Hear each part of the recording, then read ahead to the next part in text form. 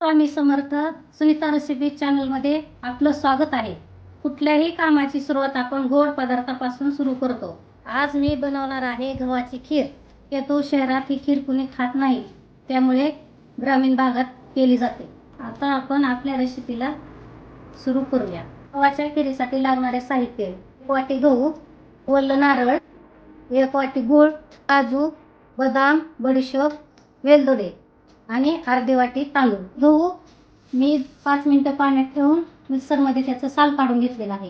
हे साल काढून घेतलेले गहू गरम पाण्याने धुवून घ्यायचे आहेत. 2 वेळा पाणी घेऊन घ्यायचे आहे. आता आपले गहू धुवून झालेले आहेत. तांदूळ धुवून घ्यायचे आहेत. तांदूळ थंड पाण्याने धुवायचे आहेत. आता हे गव्हामध्ये असे मिक्स करून घ्यायचे आहेत. 2 तांबे पाणी गरम करून घेऊया. पाण्याला आता उकळी आलेली आहे. आता त्या पाण्यामध्ये हे दोन्ही मिक्स सोडून घ्यायचं आहे. आता याला 5 शिट्ट्या होऊ द्यायच्या आहेत, म्हणजे चांगले शिजते. शिजायला वेळ लागतो गव्हाला. 5 शिट्ट्या झालेल्या आहेत. आता बघूया शिजलं आहे का ते.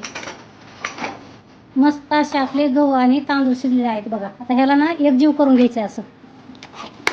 हे बघा, आता एकजीव करून घेतलेलं आहे मी सगळं. याच्यामध्ये आता जायफळ किसून घालायचे.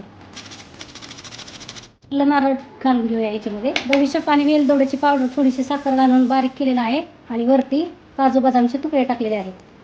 आणि हे असं मिक्स करून घ्यायचं आहे. हे गुळाचं पाणी आपण करून घेतलेलं आहे, कारण ह्याच्यामध्ये कचरा वगैरे राहिलेला असतो ना. तर आता ह्याला गाडीनं गाळून घ्यायचं आहे. हे बघा, वाटीभर गव्हाची एवढी खीर झालेली आहे. गव्हाच्या खिरीमध्ये साखरही तुम्ही घालू शकता, पण गूळ घातल्यावर जास्त चव येते. परत एकदा ह्याला कमी गॅसवरती शिजवून घ्यायचं आहे चांगलं 10-15 मिनिटं. करपू नये म्हणून त्याला चमच्यानं असं सतत ढवळत राहायचं. आपली खीर आता तयार झालेली आहे. चवीला तर एकदम भारी लागते. ही खीर तुम्ही दुधासोबत किंवा तुपासोबत पण खाऊ शकता.